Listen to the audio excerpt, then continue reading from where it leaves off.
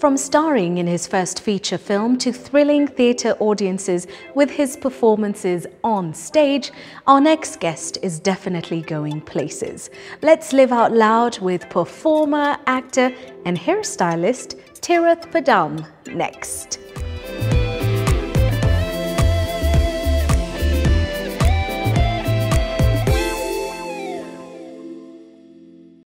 Hello and welcome to Sheila Lives Out Loud. My name is Sheila Mwaniga and it's so good to have you on this channel. As always, click subscribe and hit notifications. And if you find something on this channel that's worth sharing, go ahead, share and tell a friend. And we are living out loud at the Westwood Hotel, all set to find out about what life on the grind is like with Tirath Padam. So talking about the grind, you're not just a hairstylist, you're a performer, you're an actor. Tell us about your love for the arts, because it must have started somewhere. Well, I began dancing, acting, performing at the age of 4 at home. Okay. I used to force guests whenever they would come home, sit in the living room, watch me dance. I'd bring the radio with me and put music on and just perform for them. As far back as I can remember, I've had the love for call it the limelight, the stage, being able to tell stories. It's been something that I've grown up with and it's been the highest passion that I know of. I'm just watching you describe what it does for you and you're literally glowing and shining, and there's just something that it obviously does for you. No. You can always tell when people are talking from the heart about something that drives them and means something to them, or as opposed to, yeah, I work in this building and I like the pay and it's so great and it, you know, everything's great. I like this job. You can tell the difference when there's passion and there's heart. And what got you started? Did you ever watch something and think, I want to be this? Or was it just inside your heart and it bubbled out? It would be a very funny answer. It's actually animation movies. Disney films, from The Lion King to any other. Watching them, just the cartoons come to life. Right. And it's something that you wouldn't relate to because it's not a person you're watching. Yeah. It's a creature you're watching. So that, watching animations, watching films and all of that. And I went to St. Mary's School in Nairobi here in Westlands. And St. Mary's has a huge culture for theatre and performance. And that's where I really got started in on stage. And personalities like Charles J. Oda, Mkamze Mwatela, are people who mentored me from a very, very young age. So that's where it all started, really, from school, from birth at home. It's one thing for a parent to look at a 4-year-old having the time of their life singing, "Can you feel the love tonight, Simba?" Ooh. I mean, it's one thing to see that. But the older you get, of course, your parents begin to say, maybe you spend more time with the sciences. Maybe you go and spend more time with your tuition here. Did you ever feel like your parents wanted you to focus more on the intellectual side of schooling as opposed to the theatrical, or did they just support you through and through? So I got a lot of support from them. They've always been very supportive, but it's hard for someone to chase a career in performance in our country, especially with the Indian community and the wider Kenyan community, because people feel that it's not profitable in any way. Yeah. So I did get some resistance as I was growing up. And then, of course, came the bullying and all that stuff which happened in high school, because I was always a theatre kid and I wanted to be on stage and be, you know, bright and glamorous, and it came with a lot. But despite the resistance, I feel like my parents have been very, very supportive. And in recent times when I've been going for auditions, in fact, even while I was going for the audition for the first feature film, it was crazy up and down. So transport, everything, food. Mom was there like a rock, and dad too. So so she's been there for every moment. Exactly. And that's wonderful to have your parents support you, because they are your foundation, they are your rock. And when you feel they're on your side, you fight a little harder. Yeah. You always know you've got a great team to fall back on. Yeah. But the question for me here is, you're swimming upstream quite literally, because you're taking on an industry, and you've rightly said, the money is always a challenge. Long term, supporting yourself and moving to the Lupita level, what's your plan? How's this going to work? I'm still young. I'm still growing. There's still a long, long way to go. I believe that my first feature film will be something that really will showcase what I can do. as far as being an actor is concerned, as far as being a performer is concerned. But I have been very, very fortunate in the past 3 years, because it's been about 3 years since I left high school. I've been on theatre shows at the Oshwell Centre with Aperture Africa Production. I've been able to grace some sort of stage, which has been amazing for me. I'm currently actually working part-time as a hairdresser to save up so that I can work hard and fly myself out of the country, get some training, and then make something of myself, not only locally, but globally as well. Talking about working as a hairdresser, where did that come from? I mean, you know, a lot of people who I'll meet and they're in the performance arts, whatever their side hustle may be, is very different. But it makes a lot of sense for you to be in the hair and beauty industry and to also be in the performing arts, because the two of them are like this. So you can always do your own hair, you can do your own makeup, you can do whatever. But where did hairstyling come from? Why did you settle on, of all the different trades, I think I'm going to pick this one? The credit for that actually goes to my dad. He sweet-talked me into it. But my aunt was a hairdresser before me, and I would follow her to the salon when I was in school and watch her do hair and everything. So I picked up a little passion for it. When I left high school, all I was thinking about was, I want to become an actor, I want to become a performer, it's stage, film, that's my life. But then Dad was like, you know, it's going to take you some time to get to a certain level. So what's going to be your side hustle? And then I sat and thought, and he's like, why not pick up hairdressing, because you're passionate about it. That was a journey on its own. So I feel like I've had parallel journeys in Nairobi the past 3 years. I started at Dhiren's Hair College. I spent about 10 months training there. I went to Ashley's in the CBD. I trained about 7 months there. And then I got my certification, and now I'm working at a really cool salon called Nothing Like It in Karen.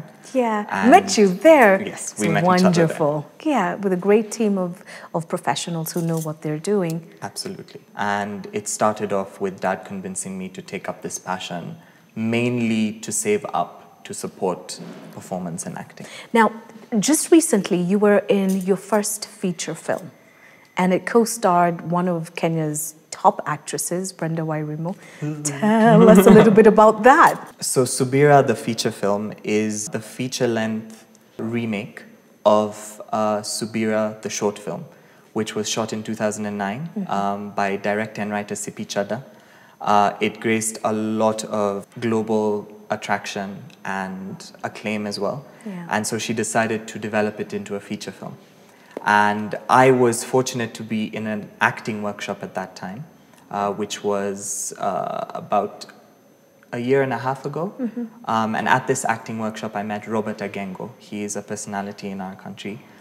He does karaoke nights. And he was like, I want you to go meet this lady. So I met her, went on auditions. And Subira is the story of a young Muslim girl who's born in Lamu, and her journey of rebellion among a conservative Muslim society and the place of her as a woman. It's a Kenyan-Danish co-production set to release late this year, and it's currently in production. Oh, we can't wait for it. And when the red carpet happens, you've got to call all of us. We're going to come out, we'll be, Tirath! We'll be right there going, we know him!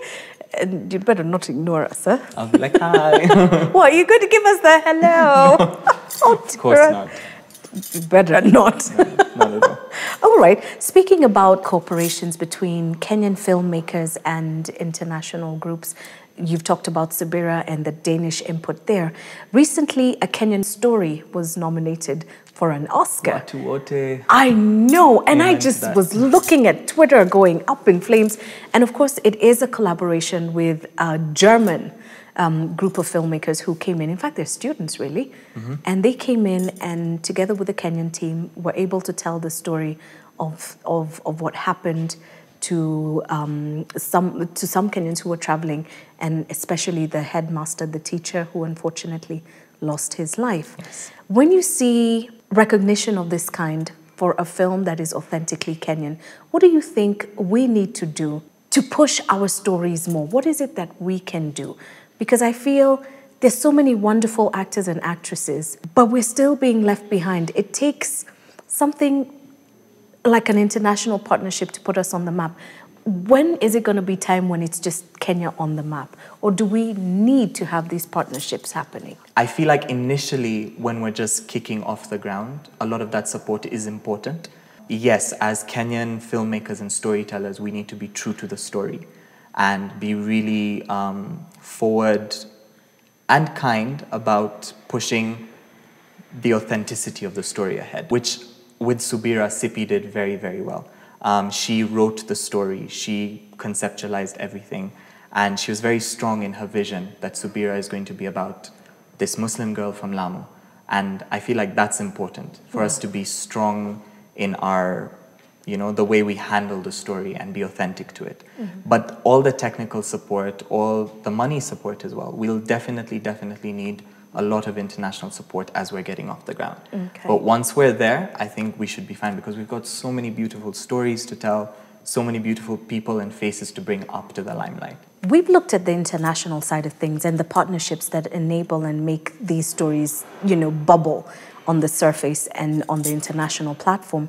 But I'm thinking of the South African film market, for example. It's such a vibrant hub and they support their films. I mean, you will check out posters and billboards of this movie is opening and it's starring this person. Is there more that we can do as a people? Are we failing to support the Tiraths, the Brendas? As Kenyans, can we do better? Or are we doing just great? We can definitely do way better. It starts at home, like I'm saying. All the parents out there, you really need to be very supportive to that artistic child.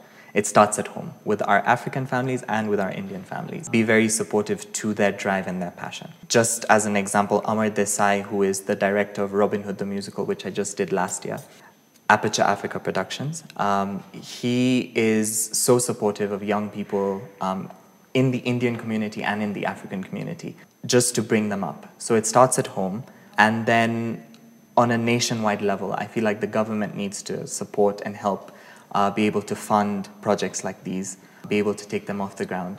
And also just the wider community, watch more local films, watch more local TV. We're still stuck in watching a lot of international media. When a lot of people are working like you and ourselves to produce local content here. So it's just about a shift in energy and perception. Exactly, like look at what happens in Nigeria. They support their own. Tanzania, don't go too far. Uganda, pretty much every African country really protects its home-bred artists. The cultural ground is always fertile. People can thrive in these industries, and it's possible to do that here in Kenya. But it's important to say as well that as much as you're supporting local talent and supporting the local content, be open to mixes and matches. Be open to collaborations. Be open to making it a global thing. Start at home, support home, but then be able to collaborate openly with people.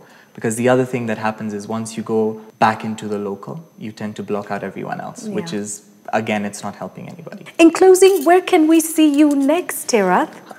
You can follow me on all my social media. I've got very little following so far, but getting there. It all starts somewhere. And it's better to have 10 people who love you and support you than 6,000 people who are fake. No, there are a lot of fake people online. And, oh, did you see those lashes? Quite something.